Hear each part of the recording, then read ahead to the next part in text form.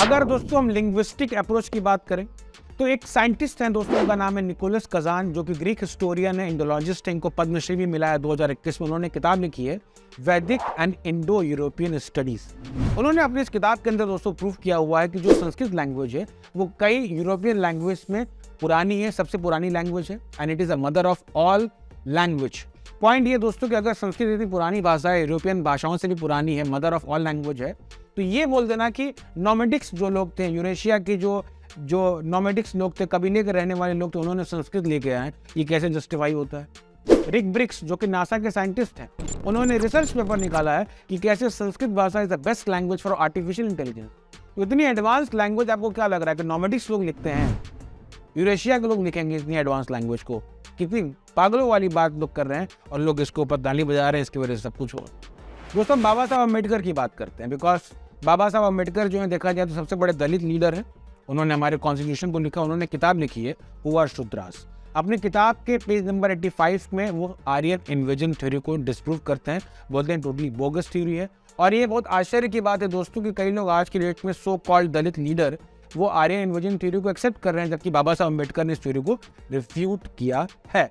अगर हम तमिल संगम लिटरेचर को देखें, जो कि 300 BC पुराना लिटरेचर है, तमिल लिटरेचर, उस लिटरेचर के अंदर दोस्तों कहीं ऐसा मेंशन नहीं है कि आर्यन लोगों ने द्रविडियन लोगों पर अटैक कर दिया, बल्कि उस बुक के अंदर हम देखते हैं तो रामायण, महाभारत, वेदास, और ये बताया जाता है कि भारत जो है नॉर्थ में हिमालय से शुरू होता है और साउथ में कन्याकुमारी तक फैला हुआ है, रामेश्वरम तक फैला हुआ है। ये सारा डिस्क्रिप्शन हमें तमिल संगम लिटरेचर में मिलता है दोस्तों। तो इससे ये डिस्प्रूव होता है कि जब द्रविडियन आर्यन डिवाइड है, इन्वेट कर दिया, क्यों नहीं मिला हमें तमिल संगम लिटरेचर के अंदर proof. Logical point of view से देखें दोस्तों तो जो वैदिक लिटरेचर है वो दुनिया के सबसे एडवांस लिटरेचर में से एक आती है। इसके अंदर रूप, छंद, रस, काव्य, astronomy, astrology, yoga, meditation, karma, इन सारी थ्योरीज को एक्सप्लेन किया गया। आपको क्या लगता है कि इतनी एडवांस जो किताब लिखी गई है, इतने हजार जो श्लोक लिखे गए हैं, ये कोई नोमैडिक्स, ये कोई कबीले के लोग लिखेंगे, ये कोई आर्यन ट्राइब्स के लोग लिखेंगे?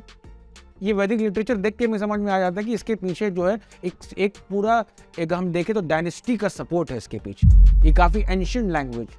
जेनेटिक पॉइंट ऑफ व्यू से बात करें दोस्तों, बिकॉज अब साइंस आज की डेट में आगे बढ़ चुका है दोस्तों। जेनेटिक साइंस अब इतना आगे बढ़ चुका है कि आप by the study of genetic evidence आप पता कर सकते हैं कि किसी सिविलाइजेशन का हिस्ट्री कहाँ तक जाता है। एक नेशनल लाइब्रेरी ऑफ मेडिसिन है जो कि वर्ल्ड की सबसे बड़ी मेडिकल लाइब्रेरी है यूनाइटेड स्टेट के अंदर, उसने इस टॉपिक के ऊपर बहुत बड़ा रिसर्च किया हुआ। अपने रिसर्च में उन्होंने पाया है कि absence of any significant outside genetic influence of India from past 10 से 15 हजार के बीच, 10 से 15 हजार के बीच में भारत में कोई बाहर से जीन आया ही नहीं है।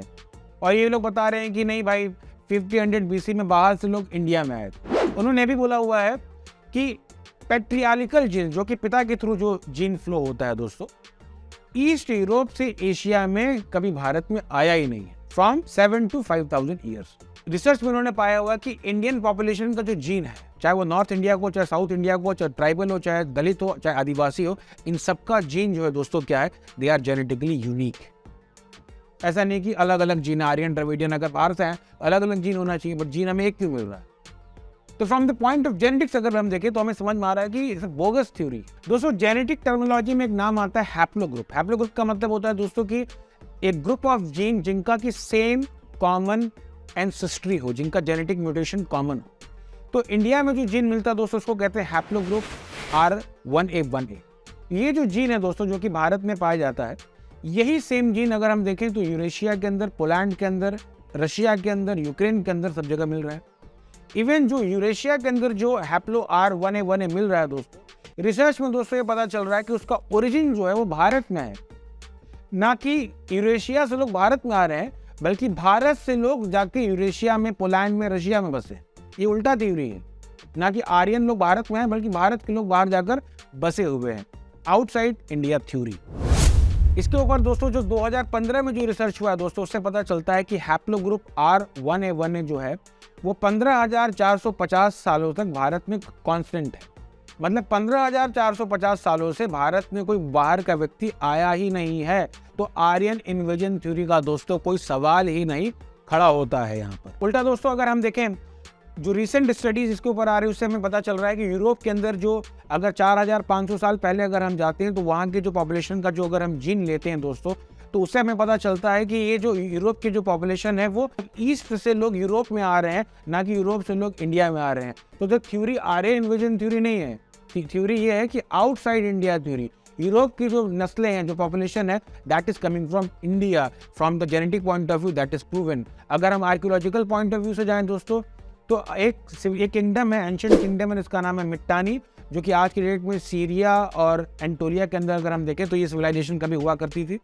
वहाँ पर अगर हम जाएं तो वहाँ पर जो राजाओं के जो नाम हैं वो हमें संस्कृत भाषा में मिलते हैं। वहाँ पे एक जो हॉर्स ट्रेनिंग जो मैनुअल है, जो कि घोड़ा कैसे सिखाते हैं, ये जो मैनुअल है वो हमें संस्कृत भाषा में मिलता है। मिट्टानी किंगडम की बात कर रहा हूँ दोस्तों, सीरिया के अंदर की बात कर रहा हूँ, वहाँ पे संस्कृत के अभिलेख मिल रहे हैं दोस्तों आपको। सीरिया के अंदर, अंटोलिया के अंदर, वहां पर इंद्र देवी देवताओं के नाम मिल रहे हैं, इनके अभिलेख मिल रहे हैं। तो आर्कियोलॉजिकल पॉइंट ऑफ व्यू से हमें पता चल रहा है कि कभी सीरिया ओरिया के अंदर जो अगर हम देखें तो भारत के लोग आके बसते थे, तभी तो संस्कृत बोल रहे हैं, तभी तो देवी देवताओं के नाम बोल रहे हैं।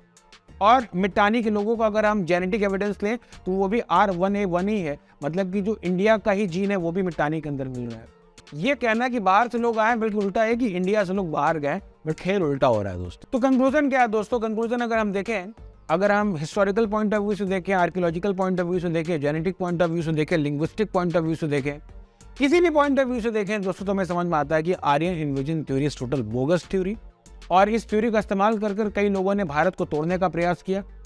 भारत जो कि थियोडाइवर्सिटी वाला कल्चर है दोस्तों, यहाँ पर आपको हर पंथ, हर संप्रदाय, हर धर्म के लोग मिल जाएंगे। बट इस्लाम और क्रिश्चियनिटी इस तरीके के धर्म नहीं, वो मोनो कल्चर पर बेस्ड धर्म है। वो अपने आप को एक्सपैंड करने के ऊपर मानते हैं, दूसरी सिविलाइजेशन को समाप्त करने के ऊपर मानते हैं। इसलिए दोस्तों अगर ये भारत समाप्त हो गया दोस्तों, तो ये जो थियोडाइवर्सिटी, ये जो कल्चर, ये सिविलाइजेशन है, ये एक न एक दिन समाप्त हो जाएगा। इसलिए दोस्तों हम आपसे ये भी रिक्वेस्ट करते हैं कि आप इस वीडियो को देखिए, दूसरों लोगों को शेयर भी करिए from the knowledge point of view से, ताकि लोगों को समझ में आए कि क्या क्या खेल चल रहा है और कैसे आंसर देना है, क्या प्रूफ है, क्या साइंटिफिक फैक्ट्स हैं। और साथ ही हम आपसे भी रिक्वेस्ट करते हैं दोस्तों कि आप ऑनलाइन हमसे भगवद्गीता ऑर्डर कराइए, आप इसको पढ़िए। बिकॉज कई बार बोलते हैं लोग कि सरकार ये नहीं कर रही, ये दिक्कत वो दिक्कत है, बट शास्त्र पढ़ने से कौन रोक रहा है? अपने कल्चर को फॉलो करने से कौन रोक रहा है? ये तो हमारे फ्री विल की बात है। और आपसे भी निवेदन है दोस्तों कि आप हमें प्लीज़ फाइनेंशियल कंट्रीब्यूशन जरूर दें, बिकॉज आपके द्वारा दिए गए इस धनराशि की वजह से ही हम अपने इस कार्य को जारी रख पाते हैं। आप सभी लोगों का हृदय की गहराइयों से बहुत बहुत धन्यवाद। आप चाहें तो मैं इंस्टाग्राम और टेलीग्राम पर भी फॉलो कर सकते हैं। मिलते हैं आपसे अगले एक बहुत इंटरेस्टिंग वीडियो में, तब तक के लिए धन्यवाद। जय श्री राम, हरे कृष्ण।